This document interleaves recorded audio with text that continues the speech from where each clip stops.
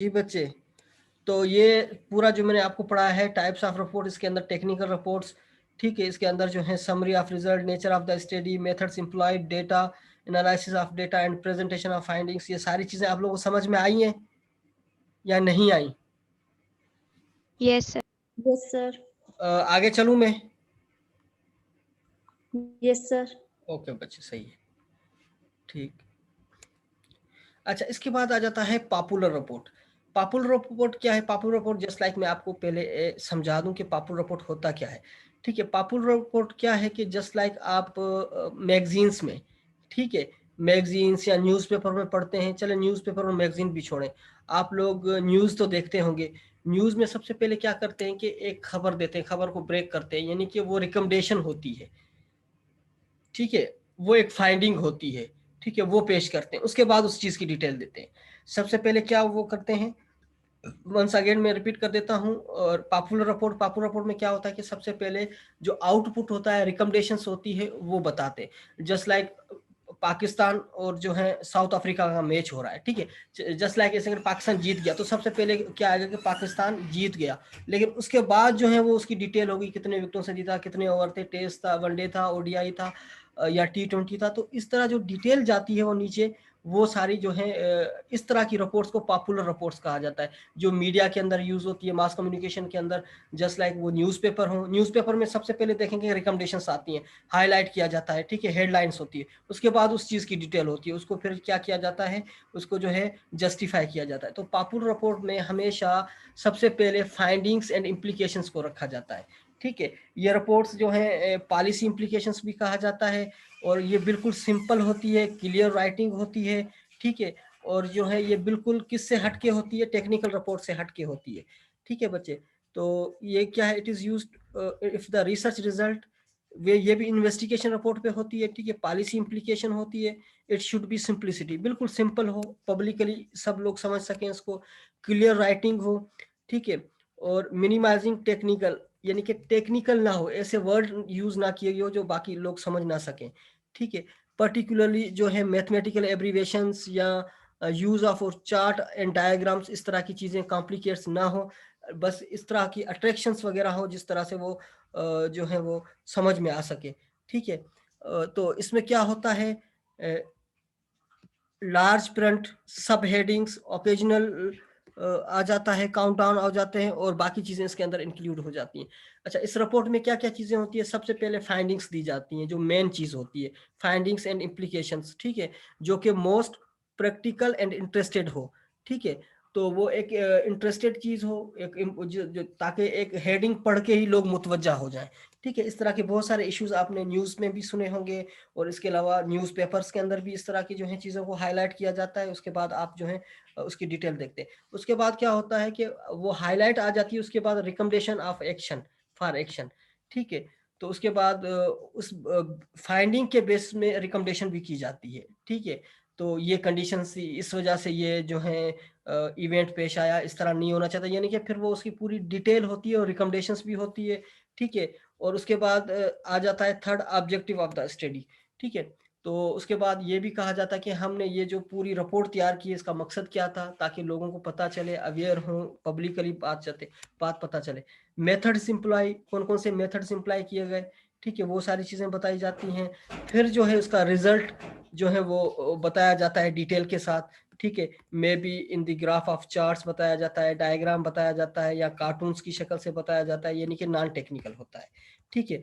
Just like flood वगैरह आ जाता है, या कोई अर्थक्वेक की सिचुएशन होती है, तो क्या होता है कि चार्ट्स या डायग्राम की तरह प्रेजेंट किया जाता है, कार्टून्स के थ्रू भी किया जाता है, एनिमेशन के थ्रू भी प्रेजेंट किया जाता है। सबसे पहले वो क्या खबर होती है कि अर्थक्वेक, इस एरिया के अंदर अर्थक्वेक आ गया या फ्लड आ गया, ठीक है। सबसे पहले फाइंडिंग्स एंड इम्प्लीकेशंस होती हैं, खुदा ना खासा इतना नुकसान हुआ। रिकमेंडेशन फॉर एक्शन, उसके लिए जो है टीमों को भेजा गया है, ठीक है, उनकी रेस्क्यू करने के लिए, उनको सिक्योर करने के लिए, तमाम चीज़ों को बहाल करने के लिए। मेथड्स कौन से इम्प्लाई किए गए, जस्ट लाइक वो अच्छा, ऑब्जेक्टिव उसके क्या है? ऑब्जेक्टिव ये है कि लोगों को रेस्क्यू किया जाए, सिक्योर किया जाए, जो लोग फंसे हुए हैं उनकी मदद की जाए। ठीक है, मेथड्स कौन से इम्प्लाई किए गए? जस्ट लाइक वो बाय बोट जा रहे हैं, बाय हेलीकॉप्टर जा रहे हैं, तो वो किस तरह जा रहे हैं लोग, तो ये क्या हो गया? ये मेथड्स इम्प्लाइड हो गया। रिजल्ट क्या निकला? रिजल्ट ये होगा कि हम इतने लोगों को सिक्योर कर लेंगे, रेस्क्यू कर लेंगे, या फूड स्टफ वगैरह जो है वो हम पहुंचा देंगे, ताकि जो है लोग सर्वाइवल कर सके।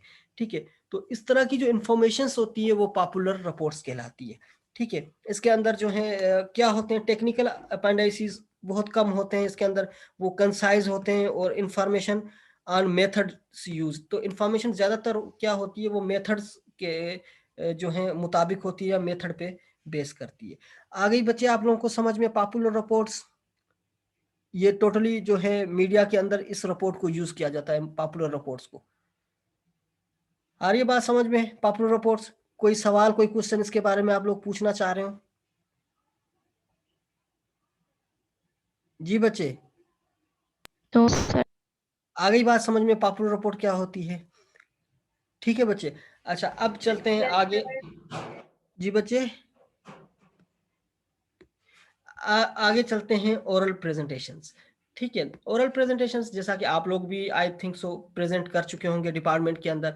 ओरल प्रेजेंटेशन ज़्यादातर पीपीटी पे दी जाती है, और ये सबसे ज़्यादा इफेक्टिव है। It is considered effective particularly in these cases where policy or recommendations, plans, reports and surveys presented by a researcher। ठीक है, तो क्या किया जाता है कि ओरल रिप्रेजेंटेशन या ओरल प्रेजेंटेशन जो होती है सबसे इजी और सबसे इफेक्टिव मेथड समझा जाता है।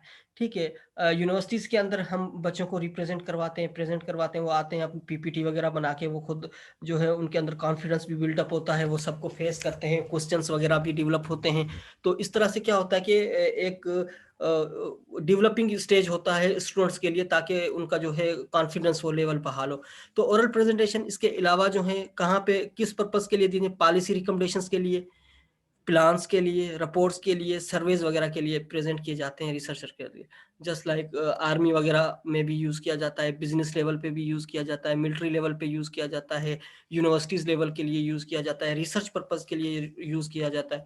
तो ये जो हम प्रेजेंट कर रहे होते हैं ये ओरल प्रेजेंटेशन होती है। जस्ट लाइक मैं आपको प्रेजेंट कर रहा हूँ, ये भी ओरल प्रेजेंटेशन है। ठीक है, तो इस तरह की प्रेजेंटेशन जो है वो हम यूज़ करते हैं, तो वो तमाम ओरल प्रेजेंटेशन में आ जाती है। ठीक है, तो there are 3 types of reports: technical reports, popular reports and oral presentations. ये 3 टाइप्स की रिपोर्ट्स हैं। ठीक है, तो किस तरह लिखी जाती हैं, उनमें क्या क्या चीजें अहम होती हैं, वो मैंने आप लोगों को बता दिया। ठीक है, अच्छा, इसके बाद बहुत ही अहम चीज होती है एब्रीविएशंस इन रिसर्च। रिसर्च के अंदर कौन कौन सी एब्रीविएशंस यूज की जाती हैं? ठीक है, सिर्फ 2 लैंग्वेजेस की एब्रीविएशंस होती हैं, इंग्लिश और Latin abbreviations are use in text due to repetition. ठीक है, तो क्यों हम यूज करते हैं इंग्लिश और लैटिन एब्रीविएशन? क्योंकि ये टेक्स्ट के अंदर बार बार रिपीटेशन हो रहा है, तो इसीलिए हम क्या करते हैं, एब्रीविएशंस का यूज करते हैं। ठीक है, एब्रीविएशन रिसर्च के हम अंदर कौन कौन से यूज करते हैं? इंग्लिश और लैटिन, क्योंकि ये थोड़ी सी लैटिन जो होती है वो यूनिक लैंग्वेज होती है, और इंग्लिश जो है वो वर्ल्ड वाइड इंटरनेशनल लैंग्वेज है। ठीक है, इसलिए हम इन दोनों का यूज करते हैं। अब जस्ट लाइक फर्स्ट वर्ड है ANT, एंटी, ANTE। ठीक है, इसको एंटी कहा जाता है, एंटी यानी कि बिफोर। ठीक, अच्छा, इसके बाद हम एब्रीवेट करते हैं B.K. बुक। ये एब्रीवेशन किसके लिए होती है? बुक के लिए, B.K बुक। ठीक है, ये BULL. बुल जिसको कहा जाता है, हालांकि ये बुलेटिन होता है। ठीक है, इसको एब्रीवेट फुल हम बुलेटिन के नाम से करते हैं।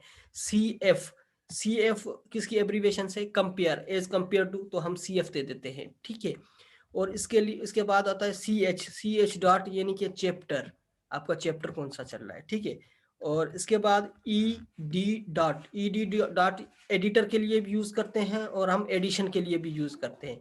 ठीक है, और इसका तो आपको पता होगा E.G. फॉर एग्जाम्पल, इसको हम यूज करते हैं फॉर एग्जाम्पल के लिए। ठीक है, ये है ETAL, इटाल, इटाल का यानी कि एंड अर्थर्स या कोवर्कर, एंड अदर्स या कोवर्कर्स, जो आपके दूसरे कोवर्कर्स हैं या जो आपके साथ काम कर रहे हैं, तो हम क्या करते हैं, एक नाम देके साथ में इटाल लगा देते हैं। ठीक है, तो जस्ट लाइक आपके तमाम ग्रुप बना हुआ है, हम किसी ग्रुप लीडर का नाम देके बाकी इटाल कर दें, यानी कि उनके साथ में कोवर्कर्स। ठीक है, ये है FIG. फिग यानी कि फिगर। ठीक है, जो आप चार्ट वगैरह के अंदर रिप्रेजेंटेशंस करते हैं, वो फिगर्स वगैरह जो हैं वो इसमें आ जाती हैं। इसके बाद आ जाता है IBID, इब्ड का क्या नाम है, in the same place, in the same place यानी कि IBID, जस्ट लाइक आप ऊपर से कोई नाम लिखते हैं, फिर नीचे जो है आप इन्वर्टेड कामा के साथ वो उसको कंटिन्यू रखते हैं, यानी कि ये सेम है।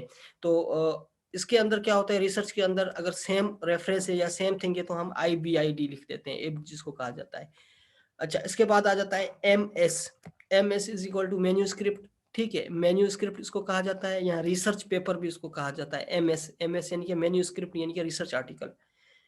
इसके बाद REV डॉट यानी कि रिवाइज्ड, आप किसी चीज को रिवाइज करें तो हम इसको इस तरह जो है वो क्या करते हैं, एब्रीवेट कर देते हैं। इसके बाद है VIZ डॉट विज यानी कि नेमली आर इंक्लूडिंग। ठीक है, जस्ट लाइक हम किसी स्पीशीज के नाम दे रहे हैं, ठीक है, तो हम विज करके तमाम स्पीशीज के नाम दे देंगे, यानी कि इंक्लूडिंग ये चीजें इसके अंदर हैं। ठीक है, उसके बाद आ जाता है वॉल्यूम, VOL डॉट वॉल्यूम। ठीक है, तो ये वॉल्यूम को भी हम इस तरह से एब्रीवेट करते हैं रिसर्च के अंदर। इसके बाद ये VS डॉट, ये भी आप लोगों को पता है, वर्सेस यानी कि अगेंस्ट। ठीक है, जस्ट लाइक दो टीमों के मुकाबला हो रहा है तो वर्सेस हम यूज करते हैं, तो वर्सेस का मकसद होता है अगेंस्ट। ठीक है बच्चे, आ गई बात समझ में? इसमें कोई कंफ्यूजन, कोई बात आप लोग इसमें पूछना चाह रहे हो? जी बच्चे। No sir. अच्छा, तो ये आपका जो है इसमें टॉपिक आपका आ गया। ठीक है, इसमें क्या चीजें थी आपने देख ली सारी चीजें। ठीक है, तो इसमें जो है आप रिपोर्ट्स, टेक्निकल रिपोर्ट्स पढ़ते हैं और एब्रीविएशंस वगैरह की स्टडी करते हैं, तो ये सारी चीजें इसके अंदर इंक्लूड है। ठीक है बच्चे, तो मेरे ख्याल में इसमें ऐसी कोई चीज नहीं होगी जो आप लोगों को समझ में ना आई हो। ठीक, अब हम आगे चलते हैं कि आप रिसर्च आर्टिकल किस तरह लिखते हैं और किस तरह उसको लिखा जाता है। चलें, इसको मैं एंड करता हूँ।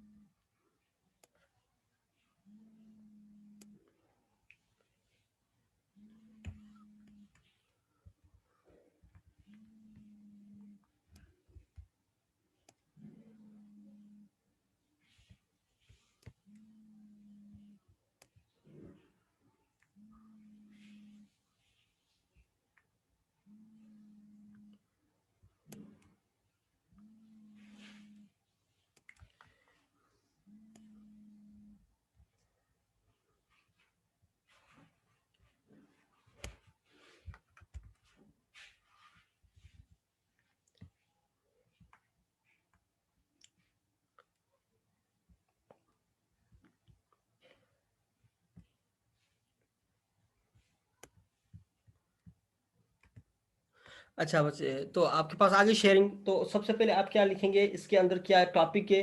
ठीक है, रिसर्च आर्टिकल या रिव्यू आर्टिकल किस तरह लिखा जाता है। ठीक है, रिव्यू आर्टिकल या रिसर्च आर्टिकल किस तरह लिखा जाता है, तो उसके बारे में मुझे आपको बताना है। ठीक है बच्चे, तो what is review article, review article क्या होता है, इसको किस तरह डिफाइन किया जाता है, वो मैं आपको बताने जा रहा हूँ।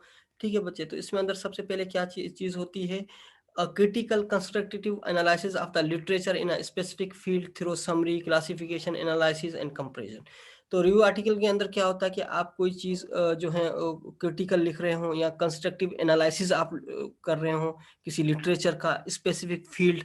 ठीक है, स्पेसिफिक फील्ड यानी कि बायोटेक्नोलॉजी की फील्ड है या कोई और फील्ड है जिस पे आप रिव्यू आर्टिकल या रिसर्च आर्टिकल लिखना चाह रहे हो, तो वो सारी चीज़ें इसके अंदर इंक्लूड हो जाती हैं। ठीक है, तो उसकी डिफरेंट क्लासिफिकेशंस हैं। ठीक है, और summary, classification, analysis, comparison, a scientific test relying on previously published literature or data। अच्छा, तो इसके अंदर क्या चीज़ें होती हैं कि आप यानी कि एक इस तरह का लिटरेचर पब्लिश करवा रहे होते हैं। ठीक है, जो कि ऑलरेडी पब्लिश होता है और आप उस डेटा को ले रहे होते हैं और उसको जो है रिव्यू के तौर पर पेश कर रहे होते हैं। ठीक है, और रिसर्च आर्टिकल के अंदर क्या होता है कि